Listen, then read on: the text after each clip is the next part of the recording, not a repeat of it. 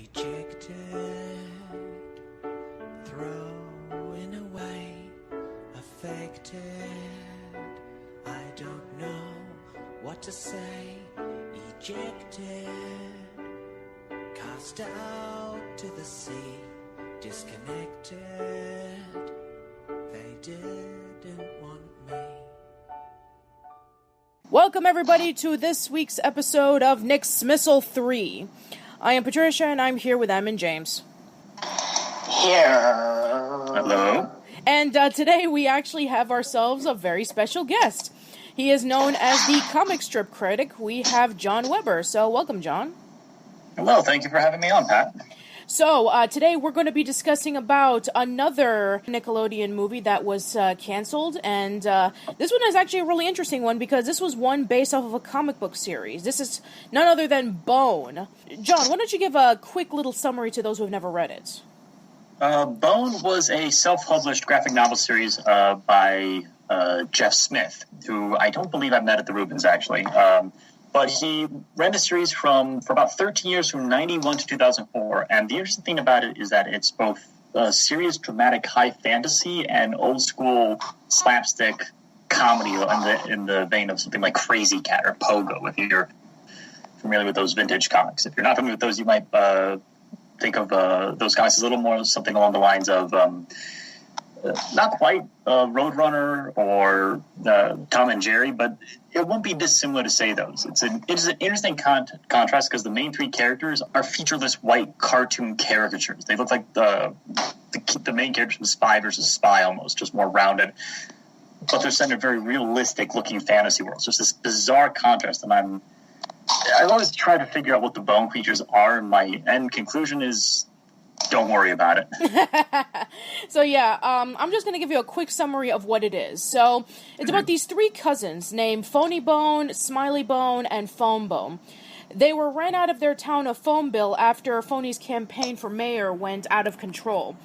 They cross over a desert, they get separated by a sea of locusts, they end up in a valley, and along the way they meet up in a tavern where they meet up a mysterious girl named Thorn and her grandmother, and then along the way they start traveling around and have a whole bunch of different adventures. According to Jeff Smith, he says that he was heavily inspired by Scrooge McDuck's creator Carl Barks. He was inspired by Lord of the Rings, the Star Wars movies, and a whole bunch others. So, in the late 90s, Nickelodeon was thinking about doing a movie based off of the Bone comics. Now, interesting thing to know, this wasn't the first time that Nickelodeon wanted to take a comic book series and adapt it into a property. A few years ago, we discussed about Skeleton Key, which was a comic book series in Canada created by Andy Watson. And that would have come out in the early 2000s to cap on the popularity of Invader Zim. If you haven't heard about that, check this out right here in the annotation, or you can click on the description box below. So anyway, back in 2003, Ain't It Cool News interviewed Jeff Smith about the canceled Bone movie. And right before I read into that, I'm going to tell you about how I first got introduced to it. So, unlike most of the movies that I discovered, with what were canceled, like online, like on articles or something like that, like most of them, I actually found this out a few months ago from listening to the Animated Anarchy podcast. Here's what, I'm going to give you a shortened version of the interview that Jeff Smith did with Ain't It Cool News. I'm going to, again, leave an annotation below of the entire interview if you want to check it out. So, I'm going to just give you a quick summary. Okay. When I ran into a problem that we began to have meetings about Bone with Nickelodeon, we began to overanalyze everything. They felt that Thorn was the character who had the greatest story arc, which is true. And they started to think, maybe the movie should be called Thorn. And of course, Thorn is what I called the strip in college, and this had the opposite realization and journey where I took the story back to the Bones. But that was the only time the name ever gave me trouble. And then the other question was there any reports that Nickelodeon wanted you to aim the story more for kids? And he's like, well, duh.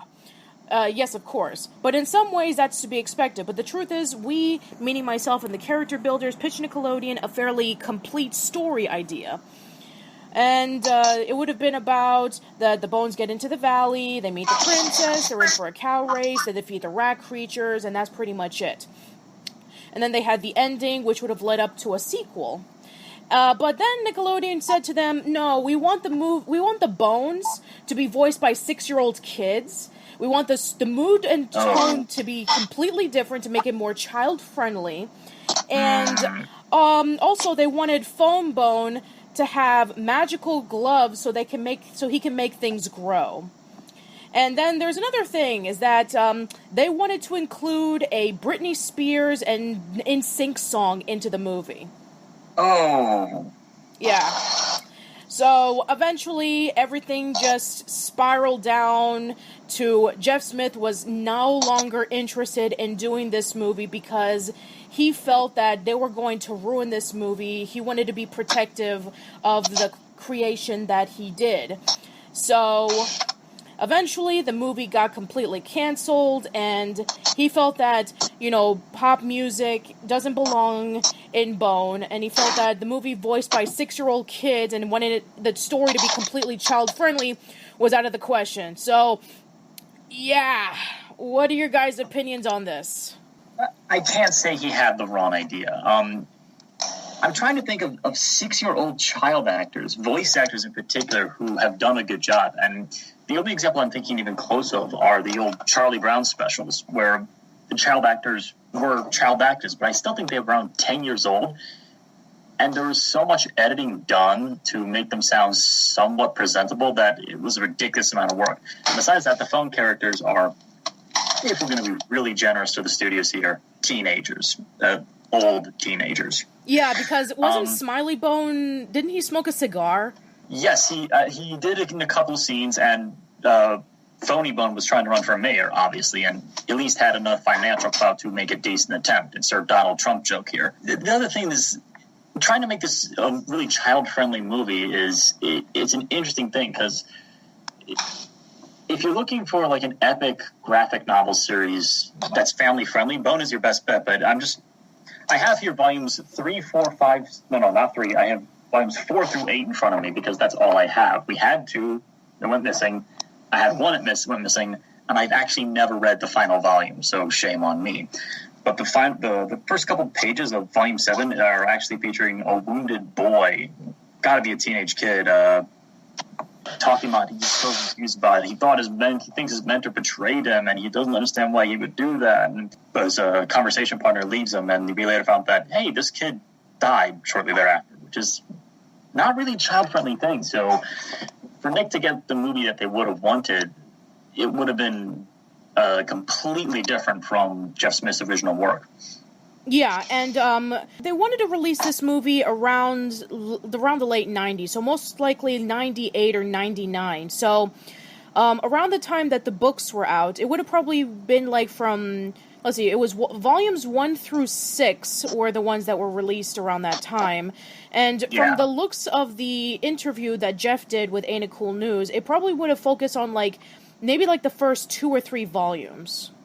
And to be fair, those are the most kid-friendly, comedy, lighthearted oriented of those. The most dramatic thing that happens, if I recall correctly, having not found volume 2 in our house, is there's a race. There's the great cow race. Yeah. And Phony Bone is trying to set up some zany antics to rig it so that he can win it. And then the rat creatures get involved, and they start scaring the cows, and Grandma Ben gets involved. And Grandma Ben, for the record, is awesome. That's about the lightest that the series gets at that point, because in Volume 3, we start to get little hints of darker things going on, which really come to a head around Volume 6 at the big scene at Old Man's Cave when Phony Bone's about to be sacrificed. Which you could do in a children's movie. Disney's certainly done worse, Black Cauldron, but it's a hard thing to pull off. And I can't blame Disney for wanting to, be really safe and make a child-friendly thing, but at the same time, they should have looked at a different property, or perhaps asked Jeff Smith to take Bone ideas take his creative mind that worked on Bone and do something that, he could be willing to work with. Yeah, and the last episode we were discussing about the Are You Afraid of the Dark movie. Similar to what DJ McHale said, Nickelodeon wanted to lighten it down for little kids. They wanted it to be more of a comedy base like Goosebumps and less of the dark, creepy atmosphere that Are You Afraid of the Dark already showcased in like the first couple of seasons that they've already done the show. Funny thing is, years later we got the comedy Goosebumps movie, and it sure did gangbusters at the box office, didn't it? Boy, everybody loved that thing. I hope you're being sarcastic. I'm sorry. And personally, I thought it was garbage. I think he was being sarcastic, James. I know. I thought you said loathed it. Yeah. Anyway. Everybody loved that thing. It was great. It was better than Citizen Kane. I skipped it. I skipped it. Me too. To heck with movies like Deadpool that are actually good. Goosebumps is the movie of the year. Yeah, exactly. I know it came out in 2015 and Deadpool came out in 2016, but my point still stands. Yeah, I get what you're saying. All right, James, let's know your opinion about what you think about this Bone movie that they proposed Jeff Smith to do. So what do you think of it? I'm in unison with John. Oh, okay. I think that personally, I don't think it would have worked out well. Yeah, I think, in my opinion, this movie would have been a train wreck. Like, take the, sure, the first couple of Bone comics were light in tone, from what I've read, really skimmed through it. And also, it was trying to... Nickelodeon was trying to say, let's take those light elements and make it even lighter, and let's have the kids, let's have the Bone cousins being voiced by little kids, and let's throw in some Britney Spears and NSYNC music to, draw in more money and draw in more of a general audience. Because, around the late 90s, how popular were the Bone comics? Because, when you think of, the comics in the 90s, you have Calvin and Hobbes, and you have, other, comic strips. So, yeah, how popular was Bone around the 90s? It's hard to say because publication figures are a little tricky to come across, but I picked up the colorized editions from the Scholastic Book Fair in my middle school, if anybody out there remembers those. Oh, yeah. We actually talked about that in the Are You Afraid of the Dark Nicksmissal, in which, when Scholastic used to come by different schools back in the day, and they used to sell, all these books. Yeah, I actually, my friend Kevin and I, we actually used to do that when we were kids. Every few months, Scholastic would come by and they would sell their books, yeah. I actually think I got at least 3 of my Calvin and Hobbes books from the Scholastic Book Fair, actually. Oh wow, cool. Oh yeah, they sold some comics in addition. They sold Calvin and Hobbes. I think I got a Fox or 2. They also sold me like a Twisted Metal style computer game. Obviously, it was a little more friendly than Twisted Metal for the Scholastic Book Fair. But sure. But the point I was saying is, on the cover of these books, it's got this big bragging sticker, over 1 million Bone books sold. I don't know if they're talking about the individual comic books or the compilation volumes. I'm not sure what that means, but there's been at least 1 million sold, which for anything is not at all a bad number to brag about. No, definitely. So, and that was bought back in, like I said, about 10 years ago in the mid-2000s, so... Yeah, I think it was around the mid-2000s in which it started to pick up in popularity, because I think Time Magazine actually cited Bones as, one of the best comics ever made. Yes, I have Wikipedia here on my secondary monitor. In 2004, Time critic Andrew Arnold called Bone the best all-ages graphic novel yet published. And I'm trying to think, that's a statement that I think, by and large, could probably stand pretty true today, because... what other graphic novel series is out there that's really kid-friendly? It's not Watchmen. It's certainly not The Walking Dead. Oh, no.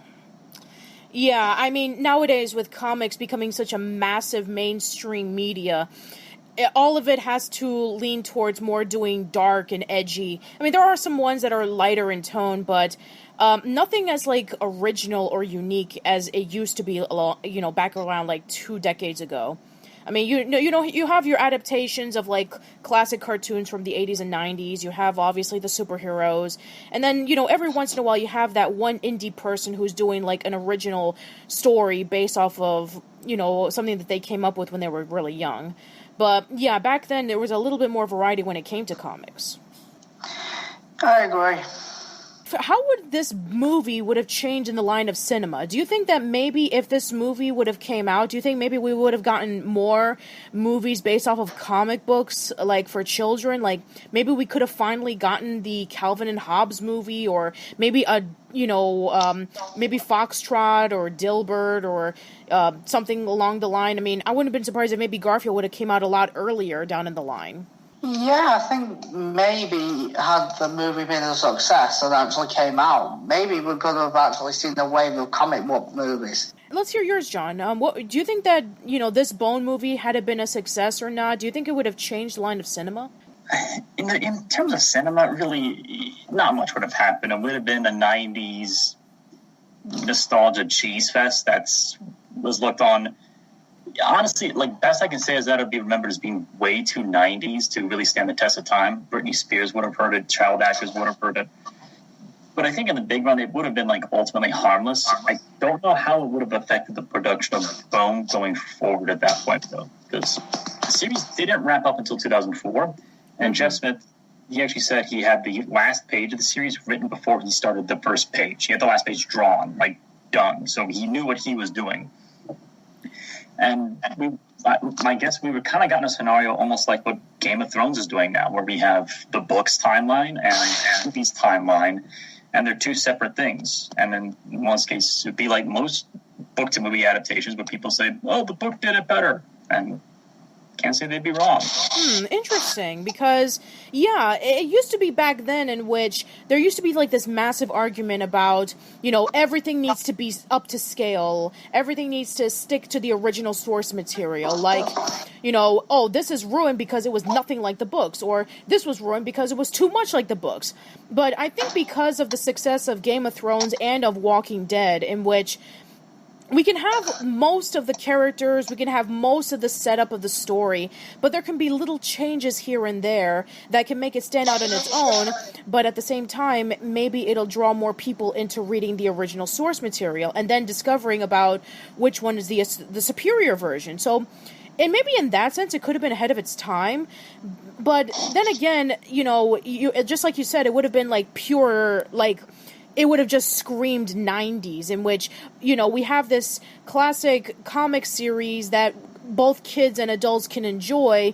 We're just going to lighten it for little kids, and, that's pretty much it. But then, as for, like, what kids' movies were at the time, let's see, whether it would have came out in 98 or 99, we already discussed about this in the Our Real Monsters podcast, about, like, Disney not doing very well, DreamWorks and Pixar were at main competition, and any movies that were not them, they either didn't do very well in the box office, or they pretty much they were forgotten and then rediscovered years later, like maybe Cats Don't Dance or The Iron Giant.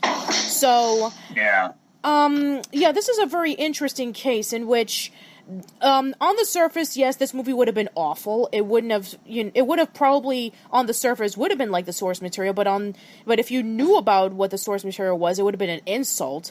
But at the same time, maybe it could have, given a bit of a buzz to, like, having more adaptations of comics, or, maybe it would have gotten Bone into more mainstream popularity. Like, maybe it would have been the case in which, like, Bone gotten more followers after the movie, that when the book eventually was finished in 2004, then maybe people will be wanting more they'll be wanting more volumes of it, similar to how people felt when Calvin and Hobbes was finished.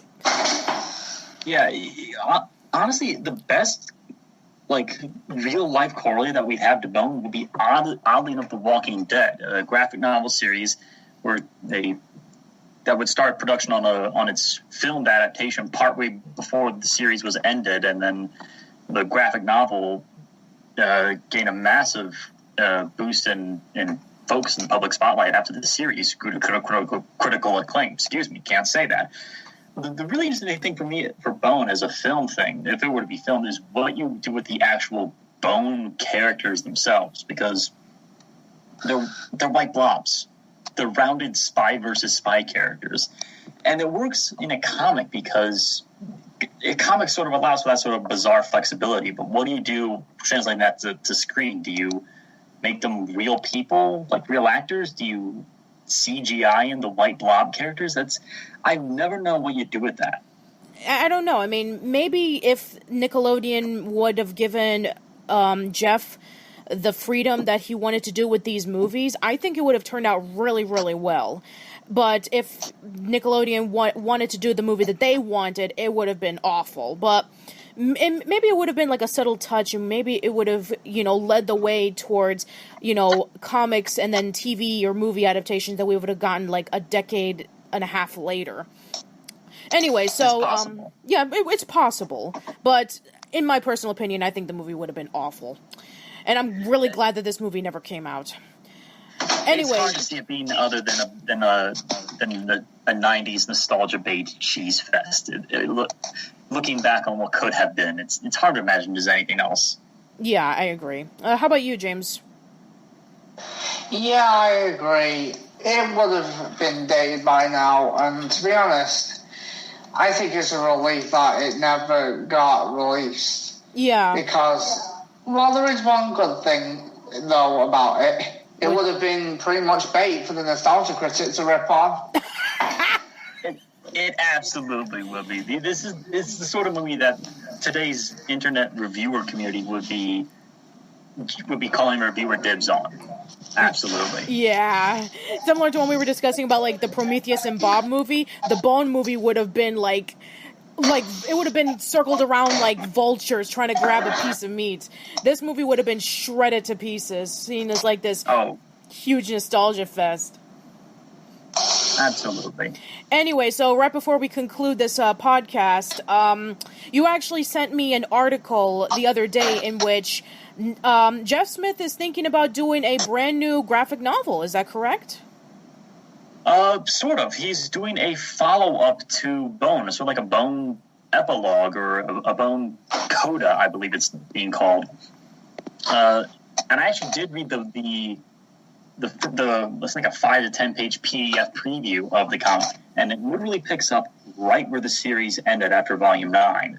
So it's a direct continuation. Don't know how long it's going to go on, both in terms of publication and in terms of in-universe storyline. But fans of Bone should, keep their thumb on the pulse of this one, because, you've been jonesing for more Bone for the past 11 years. There's more Bone coming. Yeah, there is more Bone coming. And this article was from comicsalliance.com. I'll leave an annotation in the description box below, so you can go check it out. And even though that we might not see a Bone movie anytime soon, at least we'll be getting a brand new Bone graphic novel, and the books, they're still available in comic stores and online, so please go check it out if you are interested in reading the books, especially with the descriptions that John was able to give. So I think that should be it for this episode of Nicksmissal. John, why don't you plug away your stuff? Absolutely. I am John Weber. I am your Comic Strip Critic. You can find me online on YouTube at Comic Strip Critic. I'm also on Man the Expression and Channel Zero. If you want to follow me on Twitter, which is where I do most of my social media posting, that's COMICSTRPCRITIC, because Twitter is stupid and doesn't give me enough characters in my handle to put in everything. Once again, that's COMICSTRPCRITIC. There's no I in the word P because Twitter is a butt. I'm working up on my next episode, which longtime viewers of the show will know is doing my big annual Reuben Predictions and Reuben Analysis Award. So that's going to be fun. And I got the next, and the episode after that is actually a Patreon requested episode. Someone has requested, this is the first time I'm being announced, someone has requested that I review Jack Chick Tracks. Ooh, that should be really interesting. Oh, that's going to be fun. That's going to be so much fun. So, go subscribe, go follow me, and thank you very much for all your support. Awesome. And that is the end of this episode. Tune in next time as we're going to be concluding the 90s. We're discussing about a live-action show that would have been made into a movie, but was canceled, and then eventually it was redone as another Nickelodeon movie that was released in 2000. So, see you next time. Bye. So